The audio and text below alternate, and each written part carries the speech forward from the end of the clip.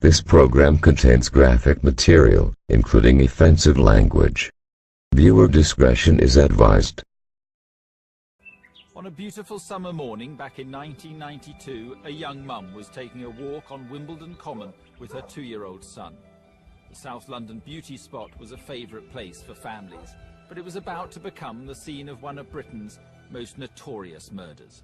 The young mother was brutally murdered in broad daylight, just a few hundred yards from the savagery of this murder has shocked even the most hardened detectives. She was found with her throat slashed. She'd been sexually assaulted. The victim was 23-year-old Rachel Nickel. Retired architect Michael Murray was the first to discover her body.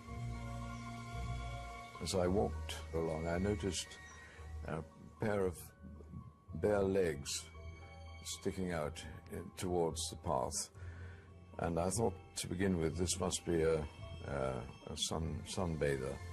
And as I drew closer, I realized that this was something quite different. A girl lying semi-naked, blood all over the place, and that her eyes were very stony and glazed. And I noticed then her small boy, about 2 years old, pulling at her arm, trying to get her to get up, because the poor little chap was crying and almost hysterical. Alex, just weeks short of his 3rd birthday, was the only witness to his mother's brutal murder. You know, it was one of those murders where I think it struck into everyone the thought that this could be anybody's daughter, anybody's wife, and it was just so, you know, it was one of those cases that really caused people, even in an environment like the Daily Mirror newsroom, to stop and say, this is absolutely dreadful. You know, how on earth has this happened? Who on earth could have done it? From the outset, there was immense pressure on the police to get a result. Just some frenzied attack on an unsuspecting woman that I've seen. One of the first things that people like me think in those circumstances is, are the police considering that this might be part of another series of attacks? More worryingly, does it herald the beginning of a series of attacks? You know, do we have a serial killer on the loose? Because experience tells us that this is a kind of crime that may well be part of a serial. In fact, there was a serial rapist on the loose, but with few clues, police asked Andre Hanscom, Rachel's partner, to appeal for help. Somebody must know something from the ferocity of the attack. This man couldn't have just walked down the road and not be noticed. And I would say to anybody who does know this person, no matter how they feel about them, please come forward before he destroys anybody else's life. Andre was working as a dispatch rider when he heard the news. I rang home, as I did every day, a couple of times a day, and a strange voice picked up the phone. And I immediately knew that it was an official voice. Something in the tone, something in the circumstances made me, just let me know that this was a policeman or this was some kind of official. And I immediately lost my cool and demanded that he tell me what was going on, where was she? And he said, I can't tell you, something's happened to her. And I said, she's dead, isn't she? Because there would be absolutely no other reason for him to not tell me what had happened. And he said, I can't tell you. I said, you already have. And I said, Alex, and he said, he's okay. And I collapsed. Andre Hanscom, still trying to make sense of what had happened, rushed first to Wimbledon police station and then to nearby St George's Hospital to pick up his son. He was very quiet. He wasn't saying anything. Just where's Molly? And where's the dog? That was his main concern. There was very little point of me explaining anything to him, as he knew more of what happened than I certainly did at the time. So when did the process begin of Alex, you trying to get from Alex some idea of what had happened? Well, that very night when Alex was asleep, when I could actually finally put him down, I had to give a full statement to the police, which was around several pages, which covered absolutely every detail of our life you could possibly imagine. And they made it very clear to me right there and then that any information that Alex had would be absolutely crucial to them, because they had virtually nothing to go on. There was no material evidence that had been left, and that the task was going to be extremely difficult to find the perpetrator. Andres struggled to come to terms with what life would be like for him and Alex without Rachel. These were two people who were completely passionate for each other, whose eyes were glued to each other day after day. And this person was absolutely his whole universe. And my assumption was that he wouldn't want to go on. And I certainly didn't want to go on if he didn't want to go on. So I made part of that journey back was working out basically a suitable method for suicide. I had absolutely no will to go on without Rachel. You thought about committing suicide? Yeah. And because I just assumed, just as clear as that, there was no reason. There was no reason for us to continue, to continue alive here. What, to end both your lives? Yes. But when you had come around that first morning, I started to explain to him that there was this issue, and it was all about what we do now, whether we go on or not. And I said, see Molly, our dog, she's young now, but there'll be a time when she's old and she won't be able to run around like she does, and a day will come when she won't want to go on. And as I was saying that, he looked me in the eyes and said, I want to go on. Which was extremely... Well, a young boy, definitely, nearly 3 years old. Not even 3 years old. Not even 3 years old. Telling you he wanted to go on with his life. The murder scene appeared to throw up no clues to the killer. But one person had witnessed the murder and was seen by the police as key. The only problem, he was still a little boy. A child psychologist had been trying to coax information from Rachel's son, Alex, but without success. Then Andre had an idea. Sitting in the back of a police car coming back from one of the visits to a psychologist, and he was reading a book, or we were reading a book together, and he said something along the lines, fat man, and it suddenly occurred to me that this was something that he could understand. So I started to draw on a piece of paper, just simple little stick drawings, fat man, thin man. And he said, thin man. And then we had white man, black man. He said, white man. And just by a process of elimination, just in a very few minutes, we managed to get a complete description of the person, and what he was wearing, and what they were wearing. So we had trousers, white shirt, belt over the trousers, the colour of the trousers, colour of the shoes, colour of the hair, cut of the hair. But suddenly you had, and the police had something to go on. Something they could use, yeah. And there's something corroborated, the eyewitness descriptions that they already had that I knew nothing of. It was a massive breakthrough for the Nickel team. Alex, now just 3 years old, had given them vital clues to the killer. The pressure was on to catch him before he struck again. Detectives investigating Rachel Nickel's murder on Wimbledon Common had made a breakthrough in the case. Rachel's young son, Alex, the only witness to the crime, had been able to give them a description of the killer. A massive manhunt was underway. Meanwhile, 12 miles away from Wimbledon Common in southeast London, the same man had been terrorising women. His victims were invariably women with their children. In one attack, a young mum had been raped in broad daylight on a public footpath in front of her 2-year-old daughter. She was very violently grabbed from behind, restrained. There was a ligature around her neck. And she was dragged into the path and beaten repeatedly until he also then committed the offence where he raped her. She was begging with him to stop. She was obviously very concerned for her child that was in the buggy. And then he was gone. Napper had targeted the women as they were walking along a series of footpaths known as the Green Chain Walk. police had recovered DNA from 3 of the victims. When detectives from the Green Chain Inquiry heard about Rachel Nickell's murder, they contacted the investigating team, convinced they were looking for the same man. Because of the similarity in terms of, you know, our victim having a child with her as well, I thought that seemed like too much of a coincidence for me. And I know both of the senior officers from our inquiry went over to speak to those dealing with the Nickell inquiry. The intimation was that they were happy that they weren't linked, there was a distance between them, and possibly they had maybe suspects in mind.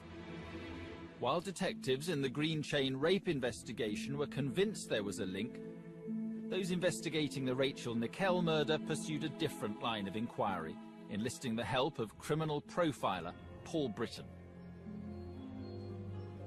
We just entered the era, I think Cracker had started on television with Robbie Coltrane in it.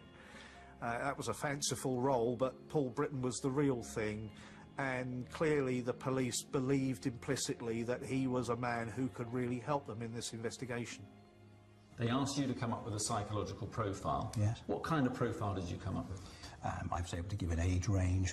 I think it was probably not more than 28 or 30 years old, that would be a stranger, that there would be no more than average intellect, that there would be educational, unexceptional history, that the person would not be in a marriage, that there was likely to be sexual dysfunction of one sort or another, that the killer would be a man, of course, and would live either alone or at home. No reason to expect this person to have monster stamped all over his head. That's not the way it looks. And a variety of other characteristics. In addition to Paul Britton's profile, police also had an artist's impression of the killer.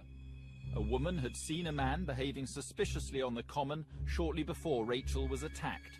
Her description matched the one given by Alex, Rachel's 3-year-old son. A second woman had seen what appeared to be the same man washing his hands in a nearby stream in the minutes after her death. When police issued this picture in a TV appeal, 4 people phoned in with the same name, Colin Stagg. He was arrested the next day. I told them that I was there early that morning, and I told them the people that I saw there, and I didn't see anything or hear anything suspicious. And the interrogation just went on for those 3 days. The evidence against Stagg for Rachel's murder was only circumstantial. But behind the scenes, journalists were being told by police that Colin Stagg was still their man. We talked to the cops, and the cops said it must be Colin Stagg. We went back and said to our editors, it's Colin Stagg. You know, the cops, you know, would tell us again, we've got some, you know, we've got another reason for thinking it's Colin Stagg, but actually that would be because they'd heard from a different reporter, oh, it's Colin Stagg. And the whole thing became cyclical. But there was no evidence, so the Rachel Nickell team hatched a plan, aided throughout by profiler Paul Britton.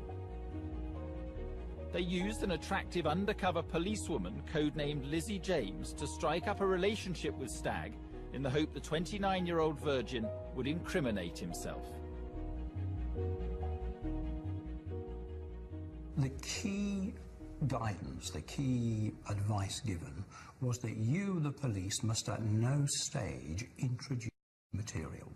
So that if there is the introduction of offensive material, sexual material into the correspondence, that must come from your suspect. All you may do is, if something is introduced, you may reflect it back. So if something is said, then you can then say that back. But what you must not at any stage do is you mustn't ratchet it up. I fell into that trap of writing these letters, and the more letters I wrote of a sexual nature, I kept putting in each one, is this what you want? Is this what you're interested in, you know? And I was basically trying to find out what was really going to turn her on, you know? And it didn't matter what I wrote, you know, it just wasn't, you know, doing it for her. She wanted more extremes, you know.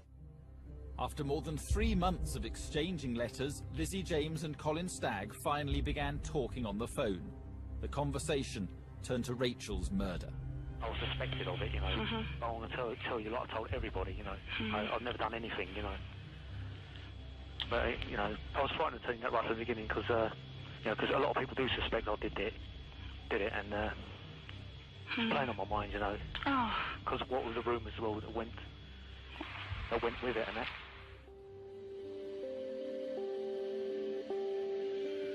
The pair arranged to meet in Hyde Park. The day before, Paul Britton had sat down with Lizzie James. She was advised to reveal she had a dark secret. Managed to get out of her what her so-called dark secret was, and she had confessed to me, you know, that she was involved with another man who's a Satanist, and they were involved in satanic rituals, and it turned her on sexually, and she even admitted to killing an innocent woman on an altar with, you know, a pregnant woman, and then killing the baby as well. And all I kept thinking about was, well, basically, she's a good-looking woman, and that, yeah, I didn't believe a word she said, you know. I just thought she wasn't all there, she was mentally unstable. But undercover officer Lizzie James's confession of murder didn't elicit a confession of murder from Stagg. She, Lizzie James, was egging him on, and he wasn't coming up with the answers that the police and you and Lizzie James wanted, was he?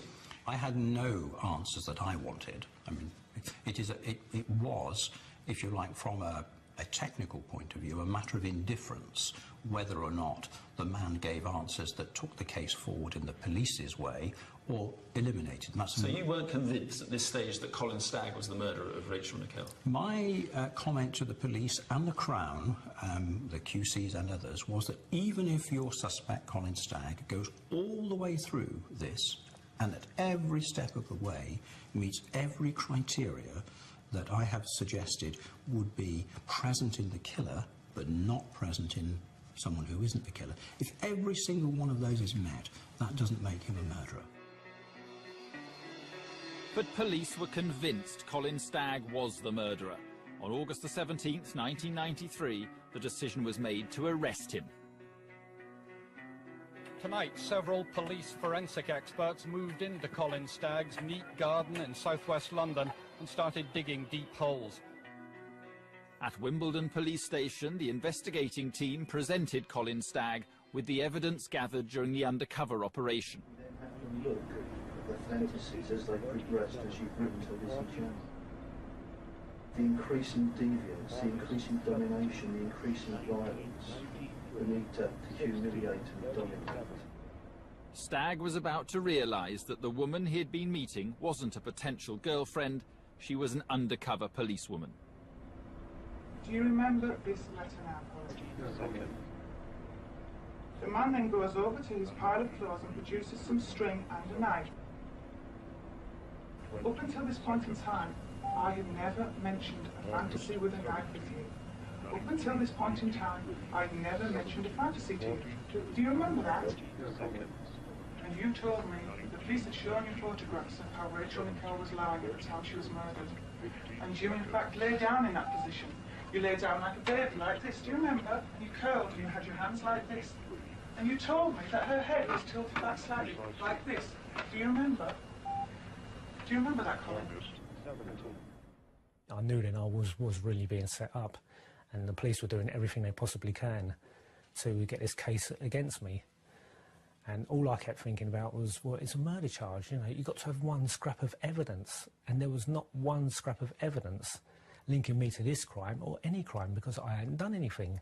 I thought, you can't put a man in prison just because he wrote dirty letters to a woman who asked them of him. But Colin Stagg was charged with the murder of Rachel Nickel.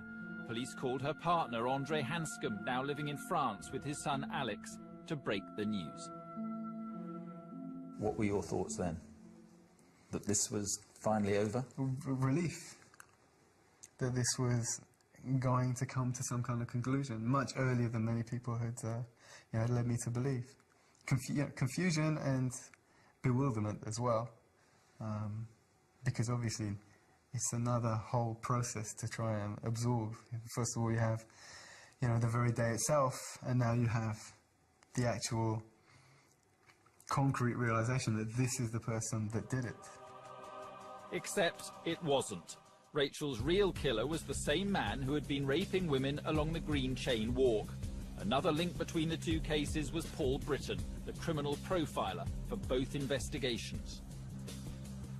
It was common sense, in my view, that they were linked. And yet you've got a professional psychologist saying they're not linked. And that's why probably he got the reception that he got when he came and briefed our team, because I saw him, and I know some of the others that I spoke to saw him as valueless. But today, Paul Britton says he did make a link. The thing that struck me about the psychological profile is how similar it was to the one that had been provided for the Rachel Nickel case. I mean, it's not identical because people do things in slightly different ways at slightly different points in their lives. But my view was that these two are so similar that you're looking at the same person. And that person wasn't Colin Stagg, it was this man, Robert Napper, one of Britain's most notorious serial killers. Robert Napper is a modern-day Jack the Ripper. There are the sexually sadistic elements. There's the consistent use of a knife and the pleasure in using a knife. There's similar aspects to the behaviours in targeting victims. And a central difference in that targeting is whilst the Ripper attacked prostitutes, Robert Napper attacked young mums.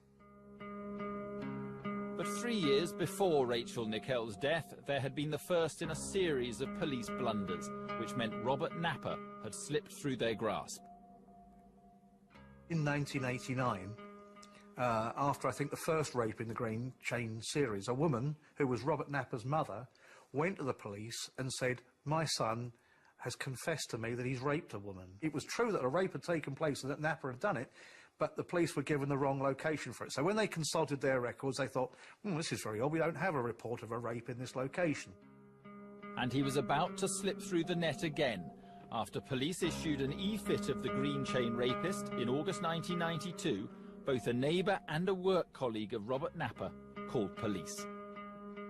So they wanted him to come into the police station to give a DNA sample. Now, had he done so, then that would have been game over. They would have known straight away that he actually was a rapist, and the whole sequence of events could have been stopped. But, in fact, what happened was Robert Napper declined to come in and give a DNA sample.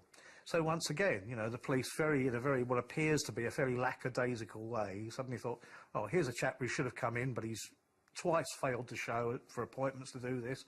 Well, we'll send some people round to knock on his door. So two fairly junior officers went round, knocked on his door, had a chat with him, decided there and then that anyway, on description, he looked to be 2 or 3 inches too tall to be the man being described in these rapes. And, you know, in fairly summary circumstances, they decided, well, it can't be him anyway. This catalogue of mistakes was about to cost another young mum and her daughter their lives. By the summer of 1993, the Green Chain investigation, starved of resources, was losing momentum. Meanwhile, the energies of the... This program contains graphic material, including offensive language. Viewer discretion is advised. Rachel Nickel investigation were focused on the wrong man, Colin Stagg. He was awaiting trial at Wandsworth Prison. It meant Robert Napper, Rachel Nickel's real killer, was on the loose. And he was about to kill again.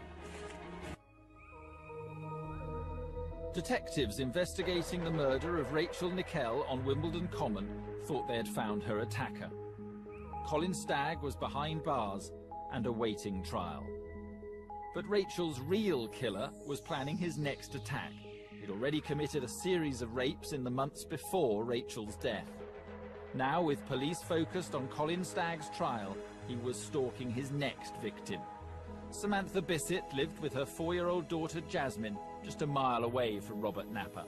One day she complained to her boyfriend Conrad Ellum that she'd seen a man watching her late at night. Looking back, it seems crazy that I didn't react more at the time, I suppose. Sam had actually said this one night. She looked in and there'd be someone looking in through the window. And then it didn't happen again. I made a point of being around more at the times afterwards. Weeks later, Conrad discovered a scene of unspeakable horror. As soon as I opened the door, there's this big sort of stain on the carpet, this big dark stain. I would look at that and think, you know, what's going on here? And I thought, well, maybe someone's got spilt. I couldn't think what. I thought paint or varnish or something like that. I thought, well, maybe go and try and find something to clean up with. So I went in the kitchen, and there was a cupboard in the kitchen where Sam used to keep her clothes. And that had been pulled open, all the clothes had been pulled out, and the whole kitchen floor was carpeted with Sam's clothes. I thought, well, that's just as strange as the carpet. I mean, what's going on? And I stood there for quite a while, looking at all these clothes and the stain, and thinking, oh, they'd been burgled or what? Didn't know what it was. And I walked from the kitchen, there's a hallway, and then I walked into the living room. And sort of Sam was there. I mean, she was mostly covered up. I didn't really see anything particularly traumatic. I read the descriptions of, you know, what Robert Napper did to her, but because he covered her up with all clothes and blankets and things, there wasn't really much to see. Just sort of her arms and legs sticking out. But I think I realised, obviously then I realised what had happened. And I thought, well, I better phone the police. And it was only when I was out of the room that it occurred to me that I hadn't seen Jasmine. I thought, is Jasmine in there? And I didn't want to go back into the room to look for Jasmine. I thought, well, no, I can stay out of that room now. So I looked in the bedroom, and Jasmine was in the bed, but there again, the duvet was covered, pulled over her, so, you know, but it didn't look as if she was breathing. Detective Superintendent Mickey Banks was one of the first officers on the scene. As I walked through the door, there was people inside the house, people that had first gone to the scene, and I walked through to the dining room, and this body was displayed. I mean, it was the most horrendous scene I've ever seen in 32.5 years police service. It was awful. You know, it was as if a post-mortem had been conducted on this poor young girl. It was absolutely horrendous. Samantha had been stabbed to death before being mutilated. Her daughter Jasmine had been sexually assaulted and smothered. It later emerged the killer had even taken away part of Samantha's body as a trophy.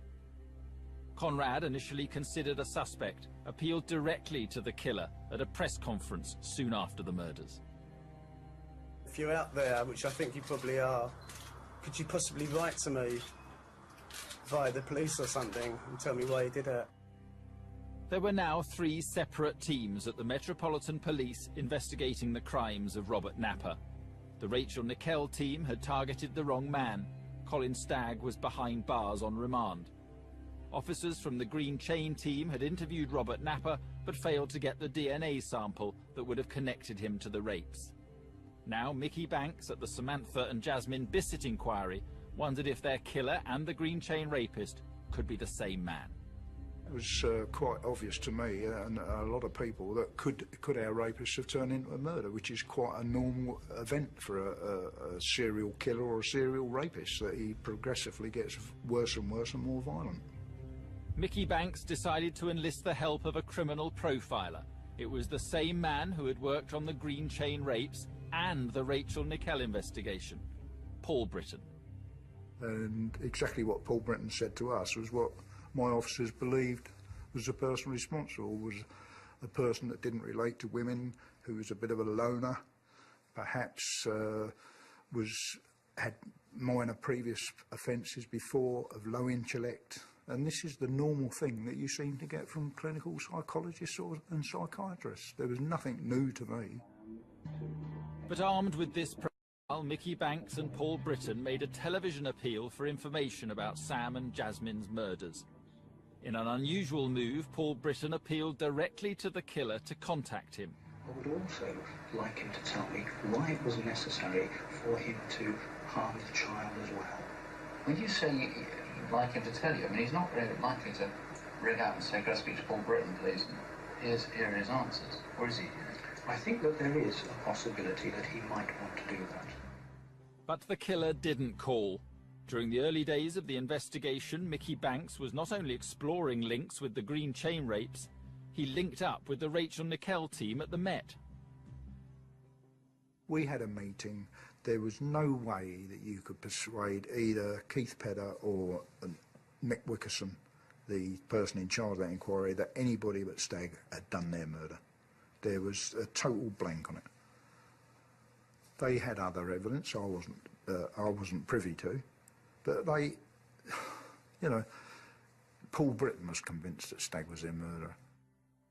But Paul Britton says he did link Rachel Nickell's murder with the murders of Sam and Jasmine Bissett. He says it was the Rachel Nickell team who were fixed on Stagg.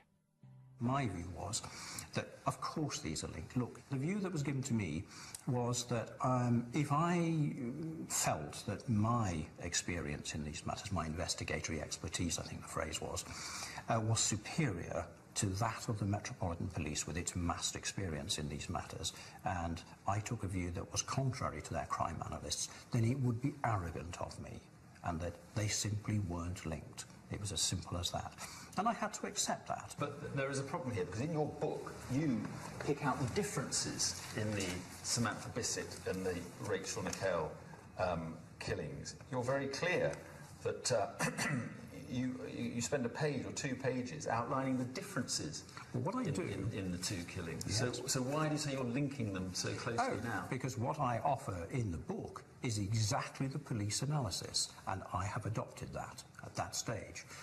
The police have said that... So you've been persuaded by the police? Well, instructed, persuaded, yes, absolutely. Meanwhile, back at the Samantha and Jasmine Bissett murder investigation, Mickey Banks was about to get the breakthrough he desperately needed. They had been able to recover a fingerprint from Samantha's flat that they were convinced belonged to the killer. And when they checked their system, they found a possible match: Robert Napper. Napper, a couple of years before, had been arrested here, where he had some headed notepaper with Scotland Yard heading on it. And he'd gone into a shop trying to get some photostats made up of this headed notepaper. He purported on his verbal conversation he had with the chap in the shop to be a police officer, and the chap became very suspicious, contacted the police station, I think it was at Woolwich at the time, or Plumstead, and Napper was subsequently arrested and charged with impersonating a police officer. So consequently his fingerprints were on file. So because of that and the fingerprint that was found, there was only a hint that it could be him, but it could be one of many, many people. But then we researched him, found out that he lived in the area. We then found out about his connection with the rapes, the fact that he twice failed to appear for a blood sample. Napper was arrested and taken in for questioning by a member of Mickey Banks's team. Banks and Paul Britton watched the interview via video link in another room at the station. My impression of watching the interview that took place was that he was bomb-proof. He just didn't seem to be of this world to me. He was somebody that thought he was above all of it. A very strange, deep individual. You know, there's just something wrong with him. You could feel it by talking to him and seeing him. There was something missing. In May 1994, Mickey Banks charged Robert Napper with the murders of Samantha and Jasmine Bissett. Napper was later charged with 2 rapes and 2 attempted rapes following the attacks on the Green Chain Walk. While Robert Napper was remanded in custody, Colin Stagg was about to be released. In September 1994, the case against him was thrown out after the judge deemed the honey trap evidence inadmissible. My life has been ruined by a mixture of half-baked psychological theories and some stories written to satisfy the strange sexual requests of an undercover police officer. The judge recognised that there was never any evidence against me, no forensic evidence, no confession evidence, nothing at all. I was there when the judge reviewed the evidence and absolutely castigated the prosecuting authorities, and it was the most appalling event, I think, for the police. I don't think the police even, or the Crown Prosecution Service, anticipated the ferocity of the judge's criticisms. He absolutely tore them apart and said to them essentially, you know, it's a disgrace that you've brought this case. There's not a shred of evidence here. I'm not even going to contemplate putting it before a jury. You know, it's a waste of time. How on earth did the police get into such a fiasco around this? You know, not only have they apparently pursued an entirely innocent man, but in doing so, they've wasted all this valuable time that could have been used finding out who really murdered Rachel Nickel. Rachel's partner, Andre Hanscom, was at home in France with his son Alex when he heard the news. I was taken by complete surprise when the phone rang, and I was told that it had been kicked out and that Colin Stagg was walked free.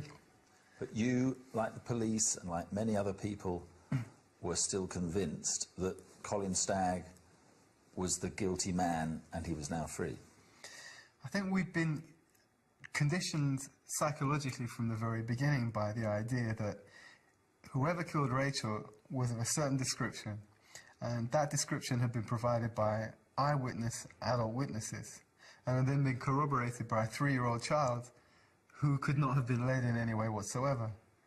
And the argument was that if it was not this person, it had to be someone who was a complete identical twin, and that was just impossible.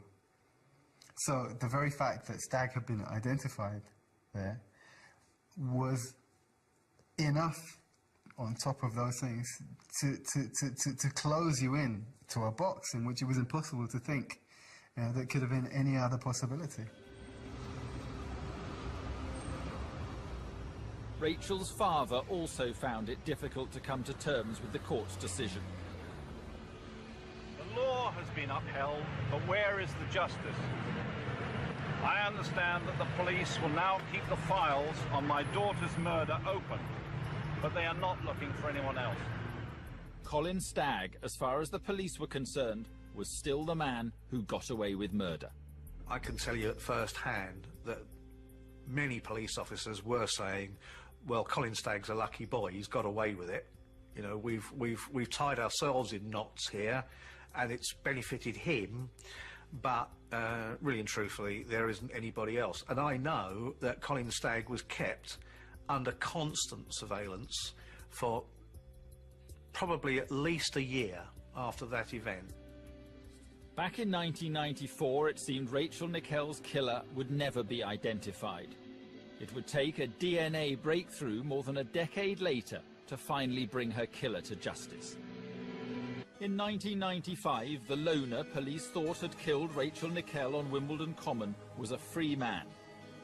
But Rachel's real killer was about to be sentenced for 2 separate murders and a series of attacks on women.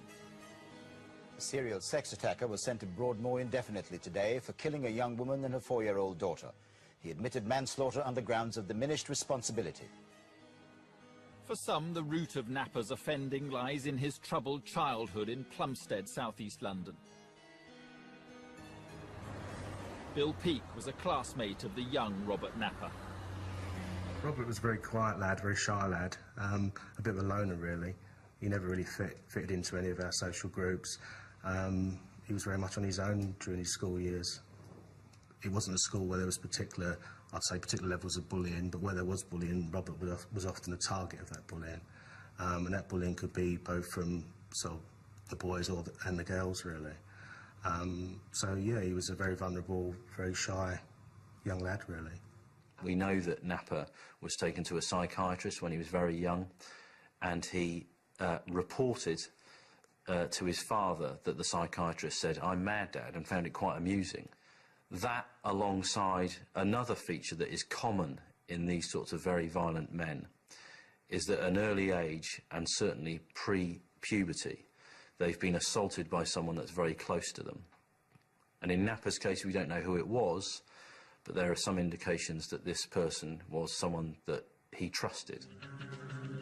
It seemed that Robert Napper had got away with Rachel's murder, but a revolution in DNA technology meant that in 2004, police were able to recover his DNA from evidence gathered from Rachel's body 12 years earlier. We compared those components with a list of profiles from the top 40 suspects, and in going through we eliminated 39 of them, including Colin Stagg, but the one person that they all matched was Robert Napper. Roy Green and his team were then asked to examine a red toolbox belonging to Napper.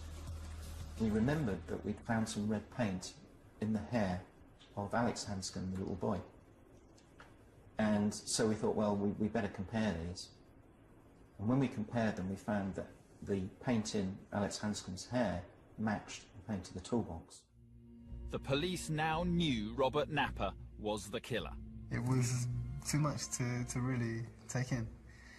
There's now 14 years down the line, and so many of those years continually being herded along one corridor, waiting in limbo, as you say, but waiting for the phone call for when this is finally confirmed and finally put to rest, to be suddenly thrown 180 degrees the other way.